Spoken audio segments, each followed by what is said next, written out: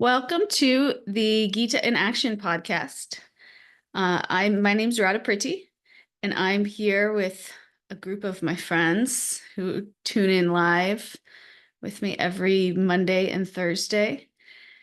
And we are reading through the Bhagavad Gita and talking about it and its relevance to our lives. And the Bhagavad Gita is an ancient yogic text. It was spoken 5,000 years ago, but it exists much beyond that. And it's very commonly studied in India and Eastern philosophy. And what we've kind of learned as we've been studying is how relevant it is to our lives today, because it's timeless and universal. And in that, it's like the gift that never stops giving. So we've gotten a lot out of it so far, right, crew? And we're continuing on through our journey. So that's what we do here every Monday, Thursday. And we're starting today, chapter 2, text 17. And the version of the Bhagavad Gita that we read is called the Bhagavad Gita as it is. This is the version. It was written by somebody called Srila Prabhupada, who actually brought this wisdom. He's pictured right here, who brought this wisdom to the United States in like the 60s. And he translated it all too. So he was like the first to translate it. So now we all get the benefit. So that's what we study. And if you want to follow along, it's vetabase.com. You can get it online, a free version. You can follow along. I'll also pull it up on my screen. So with that, we're starting at chapter 2, text 17. And we ended our last class. Our last class was such a fun one. I don't know if you guys felt like that, but it was so fun. We had so many interesting shares. We talked a lot about tolerance. We read a few verses that were talking about the importance of tolerance in our lives as we navigate the ups and downs, the natural ups and downs of our material existence, learning to be tolerant and what that actually means, what tolerance actually is. And that was great. And now we're continuing to move through. And I'll share my screen. Today we're on 2:17. We're going to start with this verse.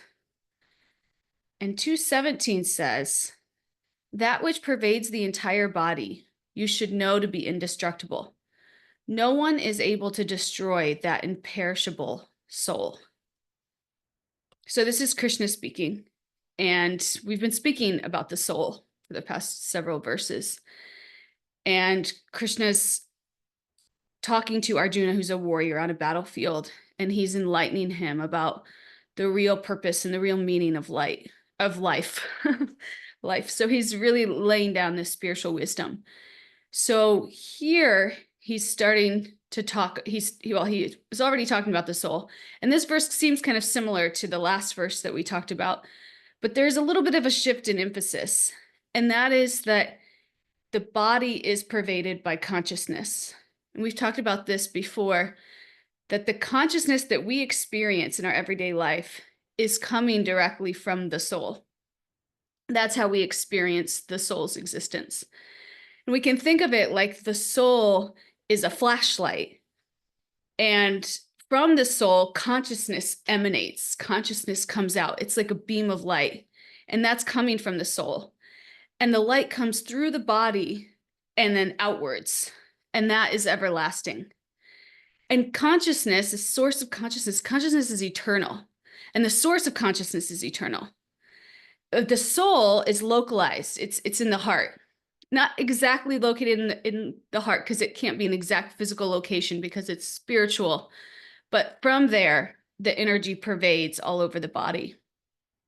And consciousness is the symptom of the soul, one of the symptoms of the soul. So this is really fun. The soul has 3 symptoms. We may have heard this before in Sanskrit. In Sanskrit, the 3 symptoms are Sat, Chit, Ananda. And Sat means that it's eternally existing. It exists forever. It has no beginning and no end, which is hard for us to fathom because we exist in this material plane where everything has a beginning and an end. But the soul, the spiritual soul, has no beginning and no end. And then Chit is consciousness.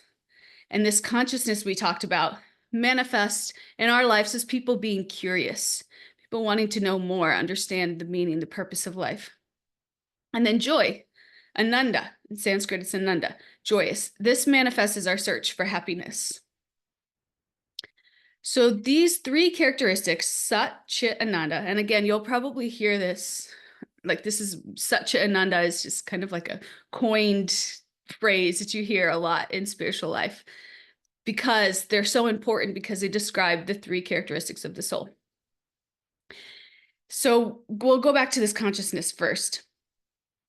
If we consider matter, how does matter have the experience, have the capacity to experience matter? Right? Like a grape on the tongue. If we have a grape on our tongue, how does this matter have the capacity to experience the taste of the grape? Right? There's something that's coming from beyond matter. And this is the feature of consciousness. This is one of the symptoms of the soul. It's kind of tricky to think about because we don't think about these things that often or like that deeply into like the functionality of our bodies and our consciousness, but just dead inert matter wouldn't be able to experience itself. The experience that matter can get when it comes together is from consciousness emanating from the soul. So from an external perspective, we see only the body. But from the soul, when consciousness comes out, I can infer there must be something beyond the body.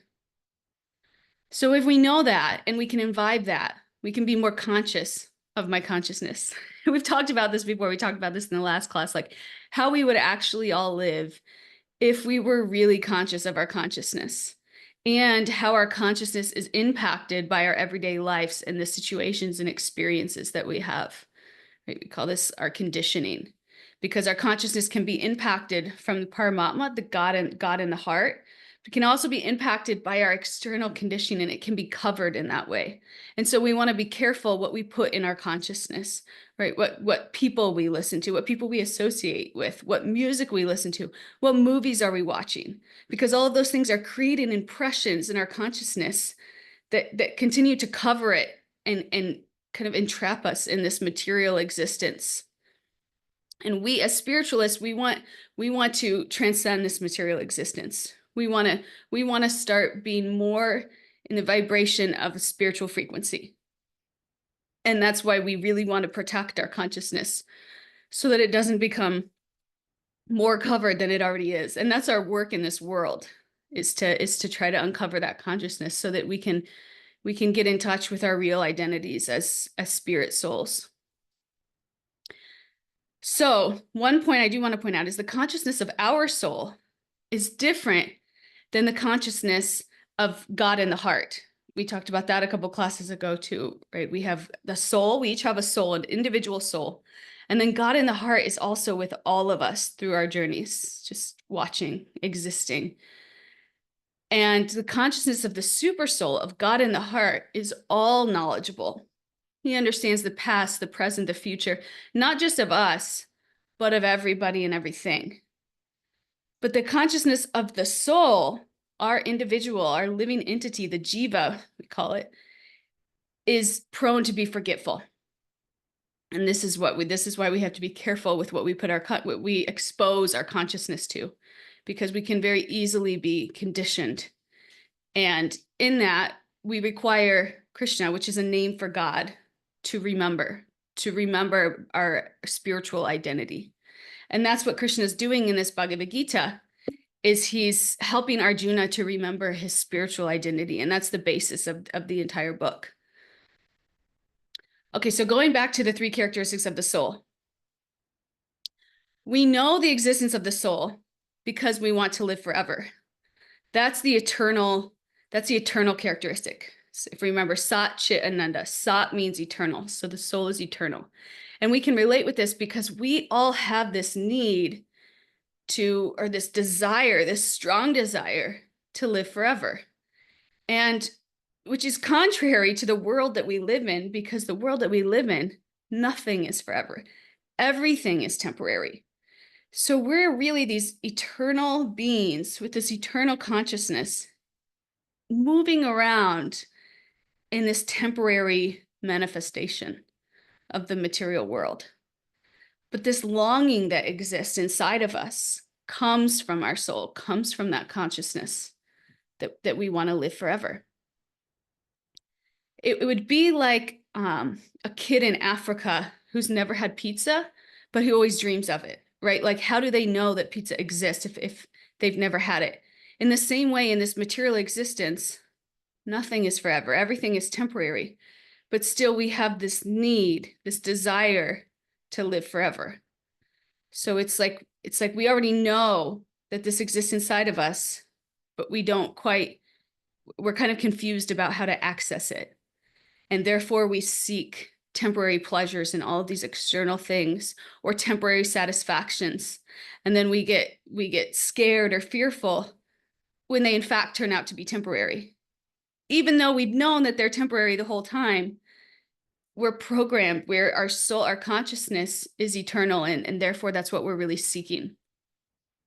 So the last characteristic, we sat, eternal, chit, consciousness or curiosity, ananda, joy. The same is true with being joyous.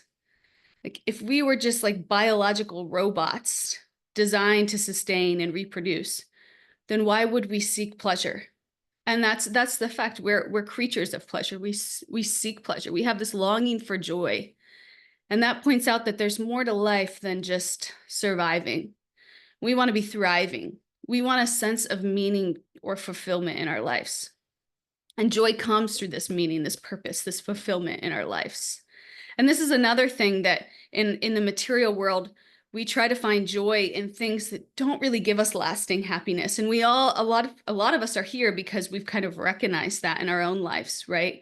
Maybe we're seeking joy through a relationship or through a job or through a house or material things. And we may get some joy from that at the beginning. We may get some amount of joy from that at the beginning, but eventually it won't give us joy anymore.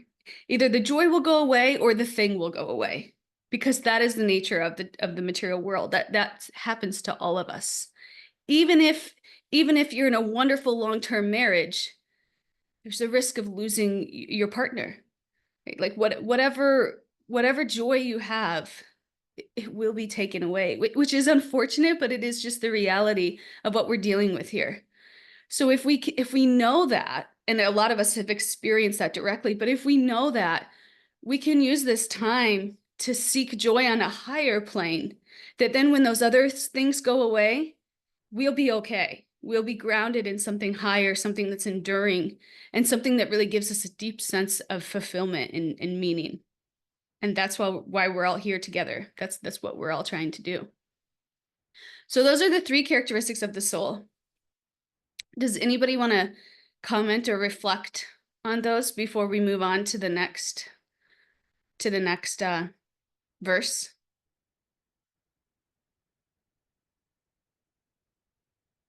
I will say one more interesting fact that was in the purport, and it's not really related to what I just talked about necessarily, but yoga, the hatha system of yoga that we all practice here, we all practice these poses, and a lot of times the marketing for this system of yoga is kind of about like either looking really fit and good and limber, or like we use it for meditation purposes to like bring our minds to calmness.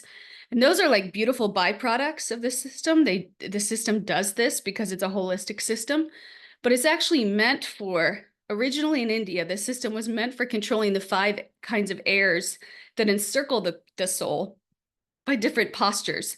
Because when the soul is purified by the contamination of the 5 different kinds of material air, its spiritual influence can be exhibited. So there's just like different ways of getting to the same thing. And that's kind of like the physical way through the body, because again, we're all connected. Our emotions, our mental, our physical, it's this integrated system. And in that it's holistic. And so there's different ways of aiming at it. So that's actually the goal of yoga. And then it has all these beautiful pride products, which we've latched onto and now we're all experiencing and marketing. And so that's actually the original origins of the system, which is just interesting. Fun fact. Okay, so we'll move on if nobody wants to. On the fun Yeah. fact. You said the 5 airs. Are you saying AIRS airs? Yeah. And they are? Yeah. Is somebody a yoga person here? Because I know I studied it in my yoga teacher training, but I can't quite remember the names of them, the 5 airs. There are 5. Yeah. Apana is the downward moving air. Prana is the upward moving air. Then you have Udana, I think that is from the throat up. Then you have Samana, which is integration. And then Viana, which is in that like this. It goes like a clock in the digestive area. I think if I remember all names right, but I might have think that sounds right. wrong. Yeah, that sounds right. Those names sound right. Yeah. Yeah. Thank They're you. called winds actually. Vayus. They're called wind. The 5 winds. Yeah. Thank you. Thank you. you. I'm so glad you came. See, look at that. It's perfect. Okay, so 218, we'll move on to 218.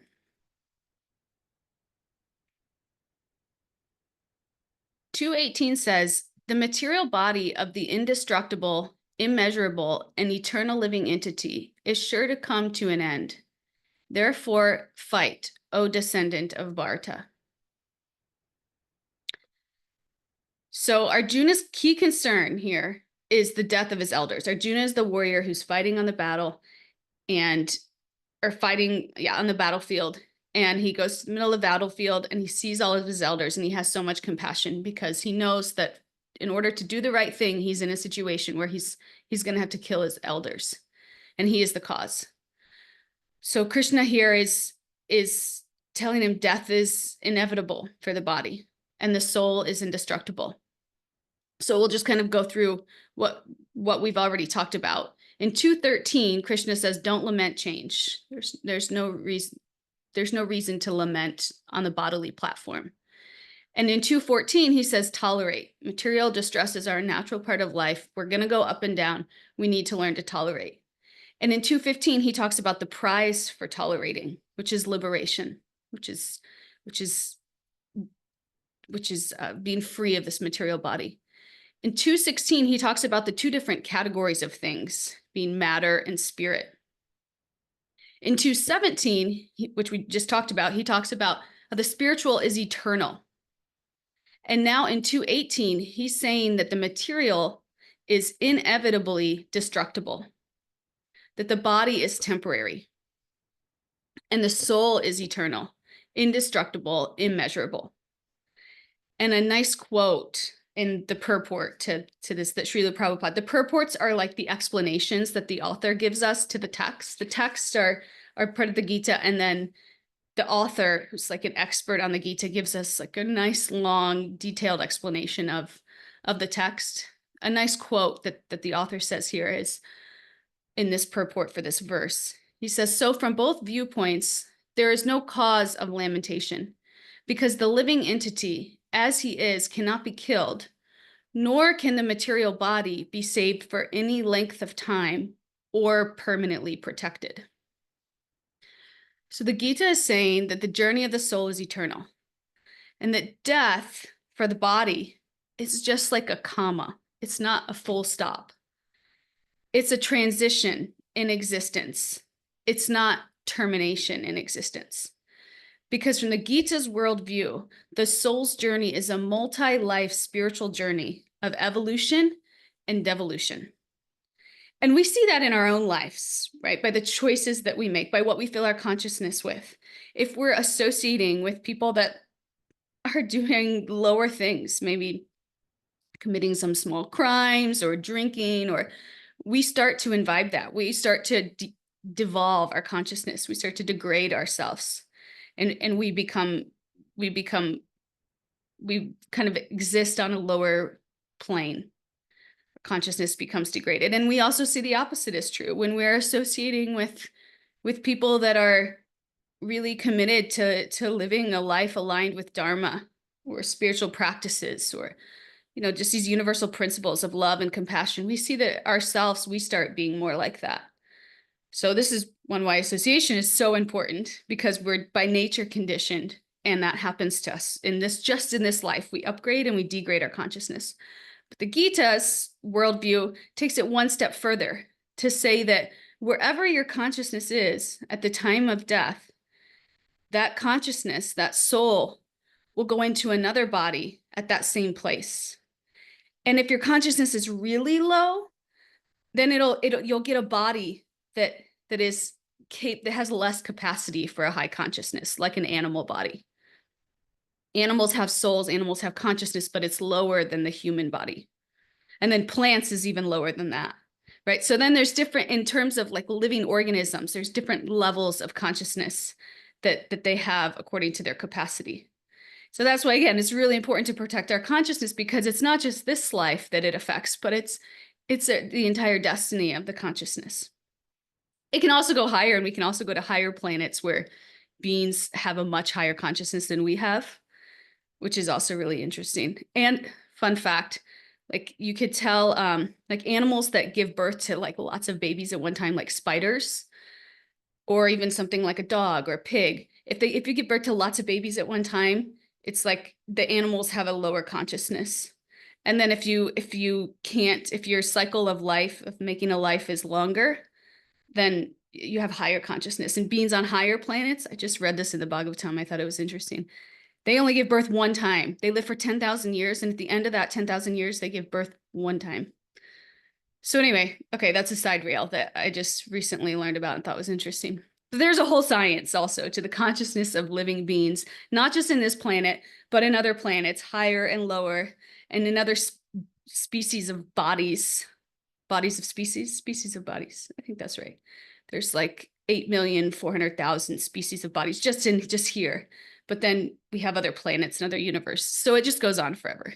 Very interesting science. So the soul is immeasurable. It can't be measured. It's too large to be measured or too small to be measured. But if we did, it's so small, it's like 1/10,000th of a hair.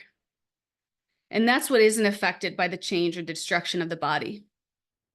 So it's just really hard to think about, because in our conception of what we understand to be reality, it's like on a different plane. It's like I studied nuclear physics, which is like on a whole different plane than what I interact with every day. So it like takes a while to like wrap your brain around it. And this is kind of where we are. It's a different plane that we don't relate to every day. So it's sometimes it takes like hearing over and over again to even kind of like start to catch on. But then once you do, it's like it really actually kind of makes sense, relatively speaking, to where we are and what we're doing. So it has form and dimensions, but it's not material. It's a present spark of consciousness, and it pervades the body like sunlight maintains the universe. So again, the soul's right in the heart. It's 1/10,000th of a hair, and it pervades the whole body, just like sunlight maintains the universe. And once it's gone, once it leaves the body, life as we know it is gone in that body. So the body is important. It's a vital resource, but it is not our soul's identity. In our bodies, we develop our ego, our conception of who we are. Now we're talking on the material plane. And there's so many theories on the material plane that kind of govern the manifestation of this ego. One of them that I like is the Enneagram. Do any of you guys study the Enneagram? It's useful too to understand our psychology and our minds and our consciousness on the material plane, because it does affect our spiritual journey as well. This affects how our consciousness upgrades and devolves. So one of them is the Enneagram. And the Enneagram says that all of us have 9 core fears. Each person exhibits 1 or 2 of them prominently, and then there's other fears that are also there. So these 9 fears, and you can all, as I'm reading this list, maybe think of the ones that you relate to the most. I can tell you the ones that I relate to the most. But this governs a lot of our actions and our behaviors and our thoughts on the material plane.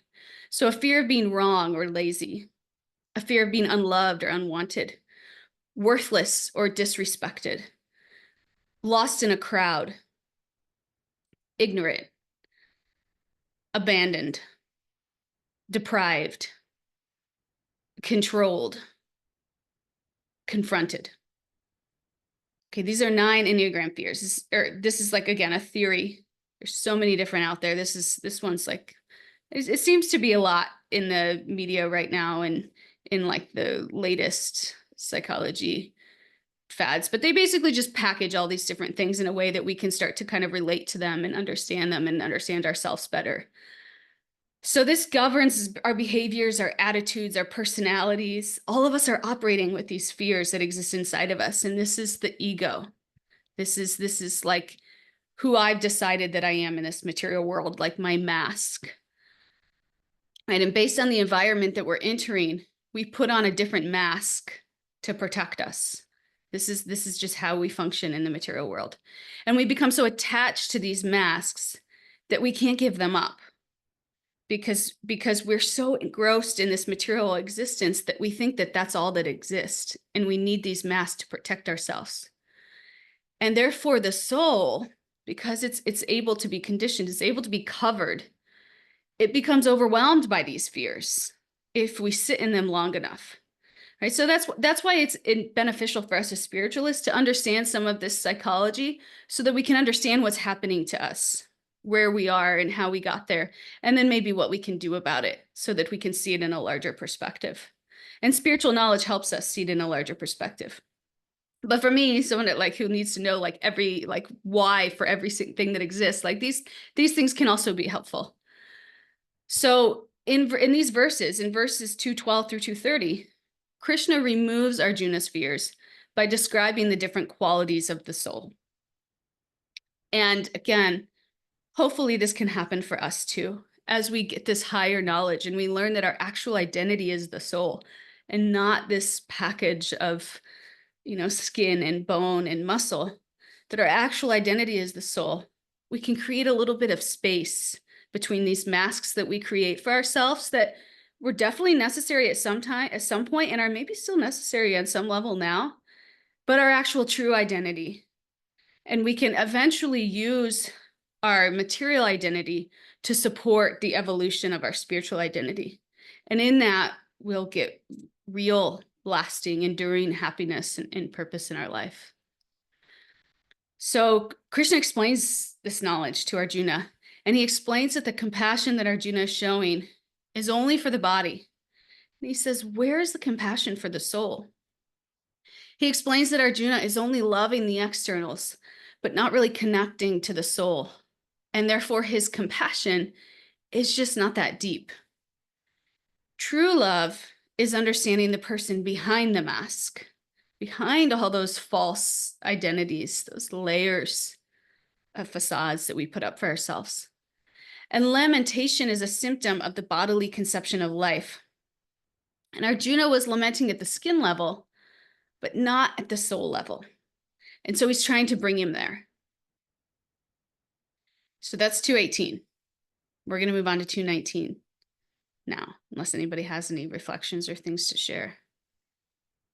I love a good sidebar. Good. Good. I'm glad. It's nice to kind of see how these things that we see, they kind of link into our spiritual journey. Because one thing I always say is how we show up in life is how we're showing up for God. And so some of this work that we have to do, we really have to understand where we are and how we got there and what we can do about it to start to it's kind of like a twofold approach. We got to have the spiritual wisdom. We got to see the bigger picture, something higher. But at the same time, we got to deal with where we are in a way that is conducive to our spiritual life. So I'd just like to offer a musing. It's not, yeah. It's when we're speaking about the eternal, and we have so many examples. I have so many examples that I think about. It's like, even when I think about accessing memory, it's like, where is the recorder standing that recorded everything that occurred and is able to play it back to me? So when I'm beginning to think about what you were suggesting, like what's the measurement of the universe? It's like, where would man be standing with such a device in order to measure the immeasurable? So it would have to be something that we're gifted with by divinity, so that the spirit takes the final step to bring us into that stage of enlightenment, because only the divine can.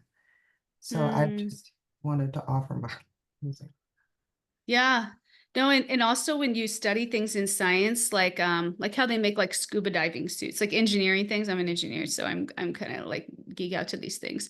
But what scientists do is study different bodies, like scuba suits. It's like the scale of a whale, you know, and then they try to model it off of that. Like we learn the most from these organisms that exist.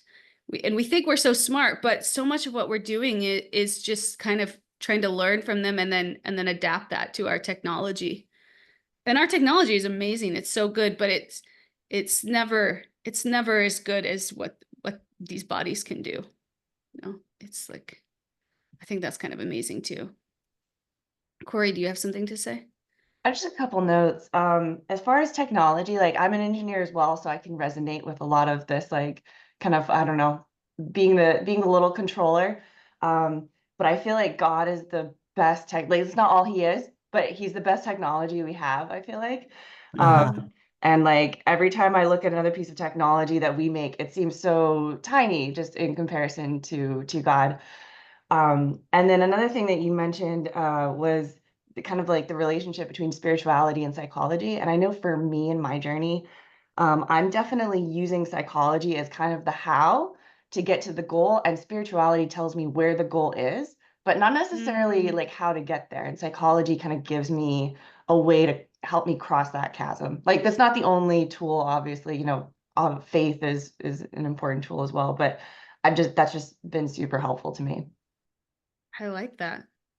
I like that a lot. Yeah. Because without dealing with this, with our conditioning, we can easily, like we talked about the last time, slip into this spiritual bypassing where we think we're enlightened before we've really worked through our conditioning. And we all have to do that some way on some level. So thank you. Okay, great. That was fun. Thank you guys for sharing. Let's go to 219. 219. Neither he who thinks the living entity the slayer, nor he who thinks it slain, is in knowledge. For the self slays not, nor is slain. This one is always like a tongue twister when I say it, but I got it straight that time. So the previous verse is saying the soul is indestructible. The body is inevitably destructible. The point was focus on the soul, focus on what will elevate the soul. So if someone understands that the soul is indestructible, then the concepts of I am killing and I am being killed are both ignorant, because the soul cannot be killed. Now, before we hear this and we start thinking, okay, well, then is this Gita a license for killing? Let's talk about that again.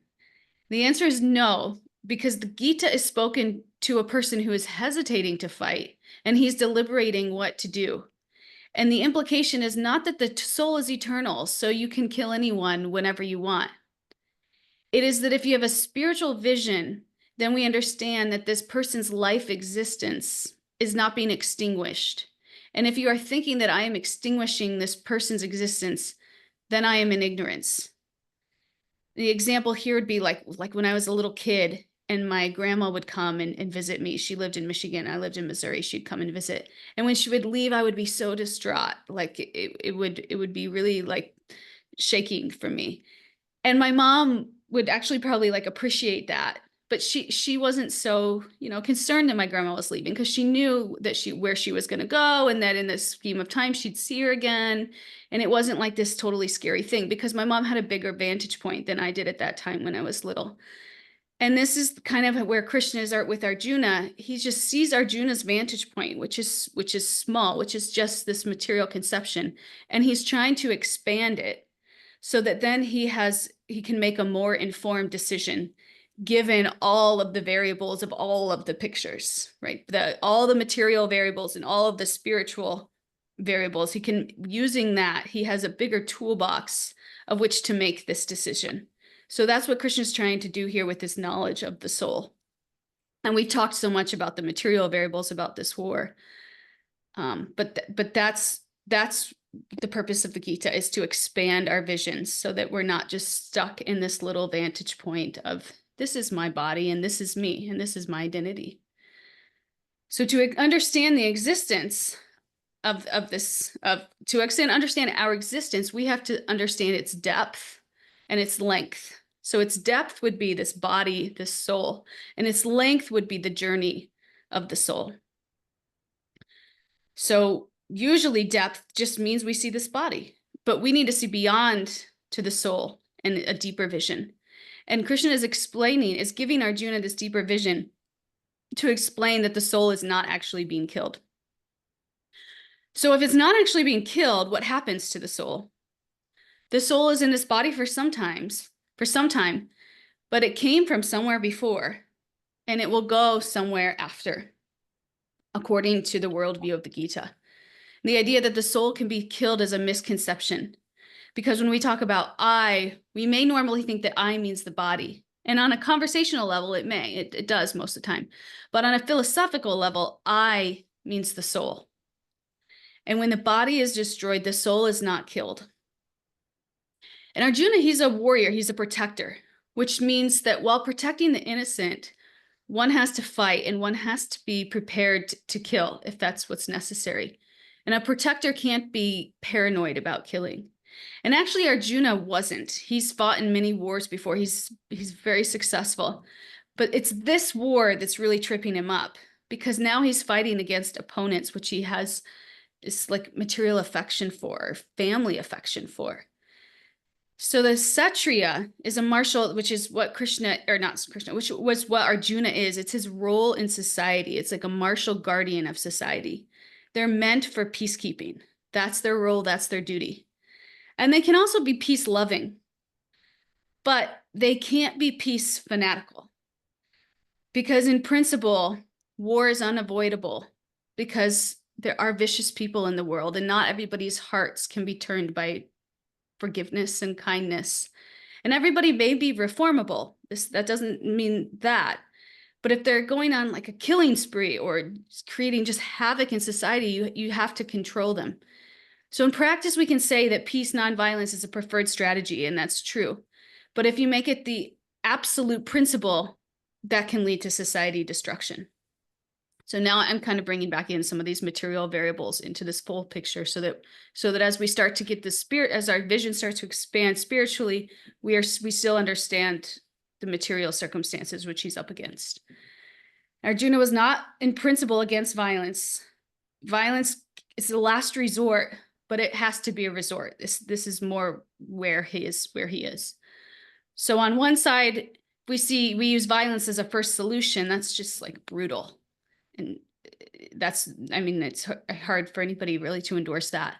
But if violence is never to be done, you can get the wrong people gaining power that will do atrocities that no one will be able to challenge. So the middle would be violence is one of many strategies to keep peace, and it's used as a last resort. So it's not the first resort, and it's not like completely avoided no matter what, but it's one of many strategies to keep peace and is a last resort. This is kind of the material perspective. So back to the main point here. We're like zooming in and then we're zooming out, and I hope you guys can follow me on this journey. But I really want to try to create like the full picture of what's going on here and make sure that we're all cognizant of it so we can understand Arjuna's material experience and then also relate to this spiritual experience. But back to the main point, the soul implies eternality and the existence is never extinguished. So that's 219. Now we're going to move to 220.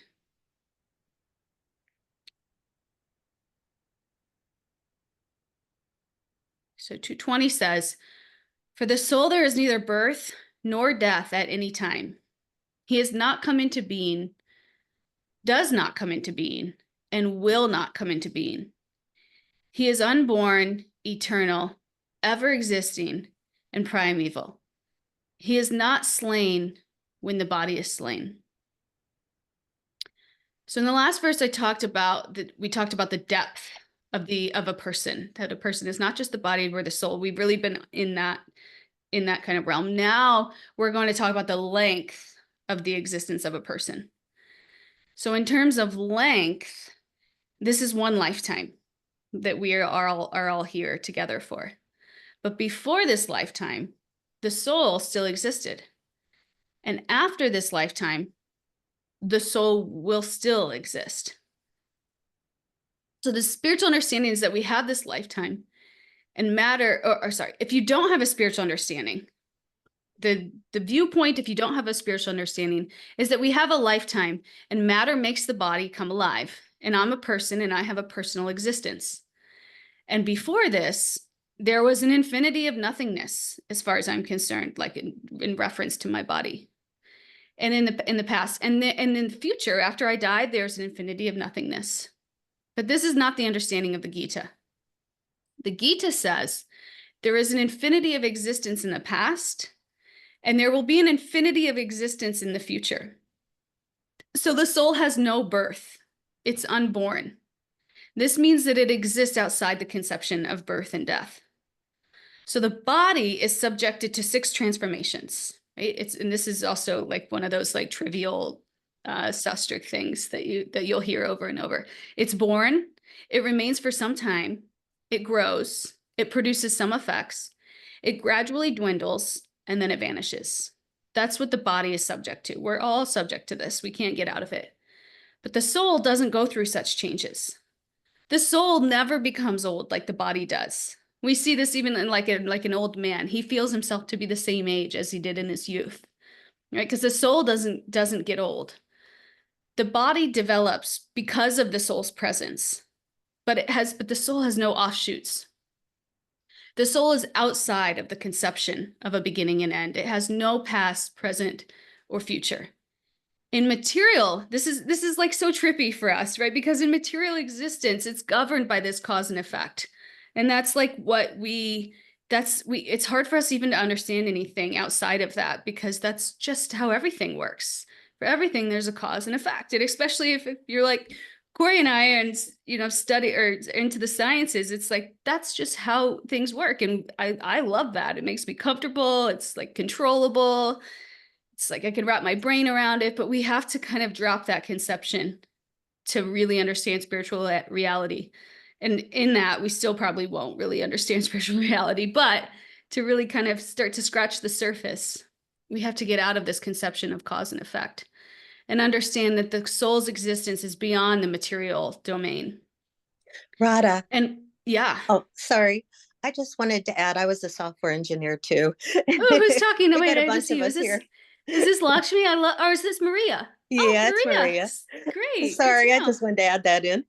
Cool. All right, the 3 of us. And if you're also studying engineering, please put it, or anything science, and you trip out on that. That's fun. So this analysis is educating by contrasting. So whatever we think of the attributes of the body, which is, again, it's like what we can relate to. Many of us haven't even thought of anything outside of that, because why? We don't need to. That's what we ran around with in this material world. It's the body, and that's the plane that we understand things are on. But what we're doing here is we're saying this is what the body is, and this is how it functions. The soul is not that. It is opposite. So we may not be able to relate to it so easily, but we can understand, because we're so familiar with the body, we can understand, okay, this is how the body works. The soul is opposite. So it's teaching us from going from something familiar, like the body, to something unfamiliar, like the soul. And we still may not like really feel like we have a grasp on it, but if we can just kind of open our minds to that point, we can start to kind of make some progress. And it totally takes time, because it's like getting used to a whole nother dimension of reality. But this is just the process for all of us. So eternality of the soul means it has no beginning and no end. The soul has previous experiences. psychologically and socially. So this kind of explains why somebody like a baby or a young child has certain psychological and social tendencies. We're all different. So this is because the soul is coming from a past life. And so it's bringing that into it. Again, if you remember earlier, I said, wherever your consciousness is at the time of death, that's where it is when it enters another body. And so it's just like starting from that place. So, and with that, we carry our psychological and social tendencies. So the mind goes with it. And so that kind of explains why people are different also, which is just an interesting kind of byproduct of the Gita worldview philosophy.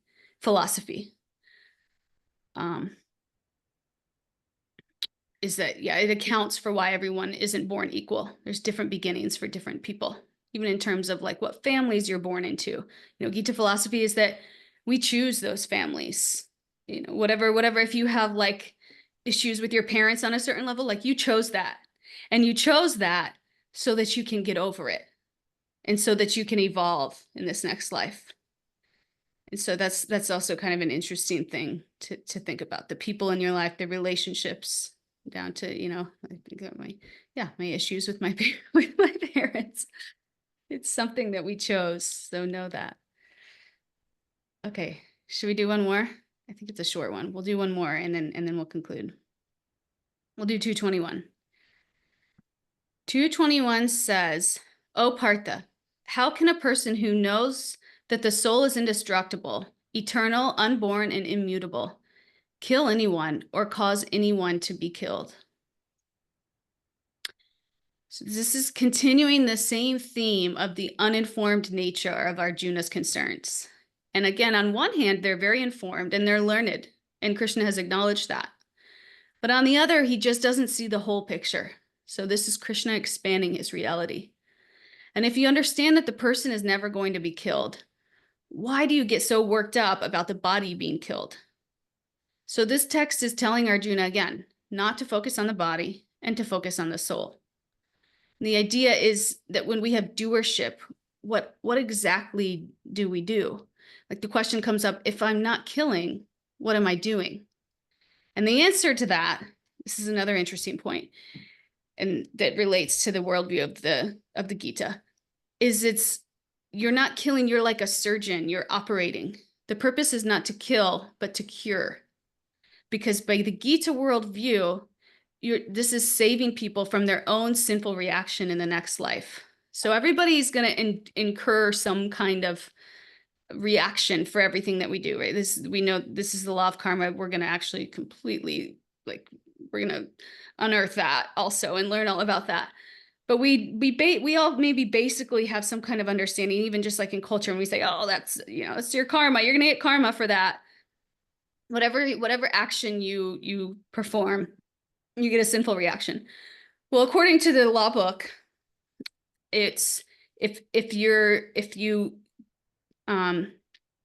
experience like the repercussion of it in this life, you won't have to experience that in the next life.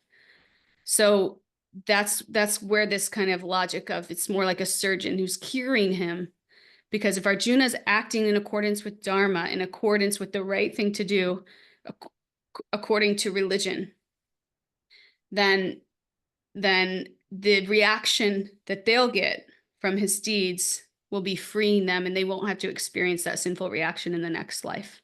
So it will also aid them in their spiritual evolution. All this will be discussed more in the next verse, but that's just kind of like a teaser to how that component of the philosophy works in context to all of this. So that's it. That's where we are. It's 8:51. Does anybody have anything they'd like to share, or any reflections or takeaways? I do. I want to go back to something that you said earlier about Arjuna's getting to the point where he was willing initially to trim away all of the thoughts until he got to this particular point where these are precious, the relatives are precious to him.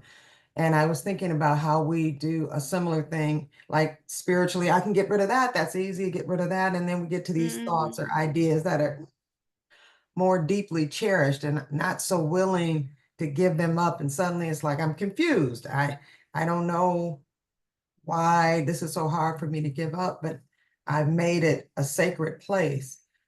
And then if I think about mysticism, I'm tying that in because mysticism is when we come to a spiritual understanding without process of thought, which only the divine can give us, which would explain why Krishna is with Arjuna right now, because this mystical understanding that he's going to develop about life can only be given by Krishna.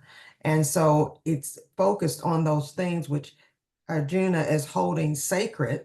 And he's saying, okay, but these are the things now, if you're going to really move to the next level of understanding and being, you have to surrender these ideas. So that was what I was taking away. That's an awesome point. I love that connection that you made into our own lives because, yeah, those attachments to his family members, which family, family house are like the strongest attachments that many of us experience in this life.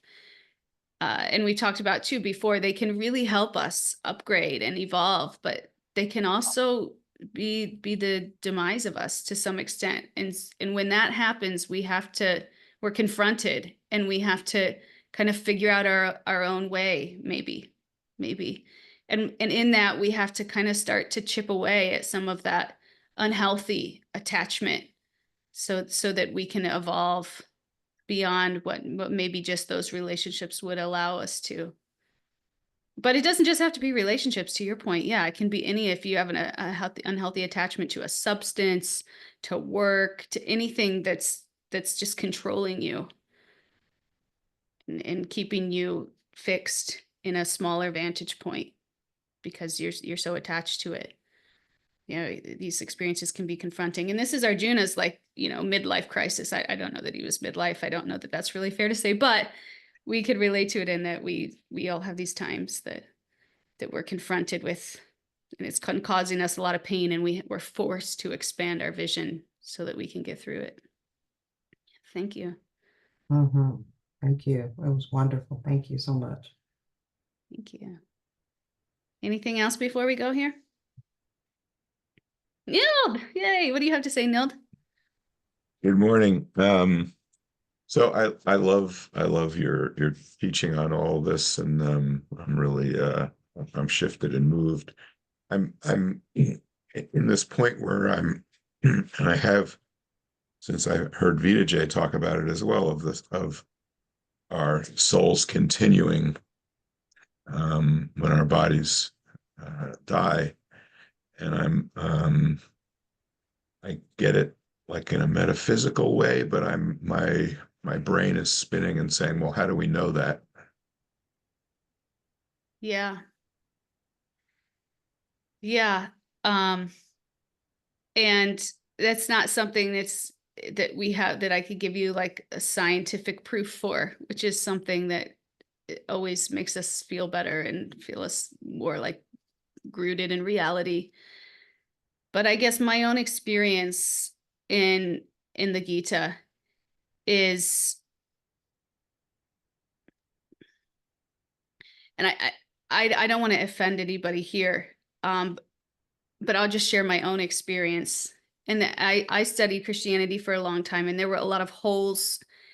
To me, there was holes in the logic that I couldn't quite put together, even though I strongly believed in all the universal principles. And the Gita has just helped reconcile a lot of the questions. And that's just been my own personal experience. And I think that from all traditions, we can get so many universal principles that are beneficial in our lives. And if we practice, we can all upgrade our consciousness. But to me, the Gita was like the full picture. But if you have a hard time getting parts of it at first because it's so foreign to anything that you're used to, all I could say is like lean into some of the things that make sense and then see what happens with the rest of the things. Because sometimes it can take a while to really kind of like absorb these things and to really kind of like because again, they're so different and it's not natural for us, especially like what's natural for us is more thinking that even if we're born, even a lot of us in the West here, we're brought up and we're thinking like the soul begins with the body. And we can then it's like the soul and the body stay together and then we all go to heaven and we join each other. And that's just like more natural. I don't know if that's easier for you to think. I don't know if you struggle with all worldviews or just this one but again, for me, all I can say is when you learn all the pieces of it and put it together, it made a lot of sense. And then a lot of just the regular philosophy, because I was testing out just the universal principles in my own life, and I saw how much that was working and how connected I felt, it was able for me to, over time, build faith in some of the things that seemed a little bit far-fetched that can't necessarily be proven in a way that we're used to scientifically. I don't know if that helps, but that was my no, experience. I mean, there's so many pieces of this, you know, the compassion and the love and connection to family and so many of it so far that I so love and I so connect with. So I'm not going anywhere. I'm going to continue on that. Yeah, and even if that's the all that learning. it is, yeah, even if that's all that it is for you, it's benefiting you substantially. You know, Yes. these other things you can just kind of take and say, maybe, maybe not. I mean, who knows? And at the same time, dive into the things that, yeah, really resonate and not worry about the rest and just kind of let God in the heart sort that out with you.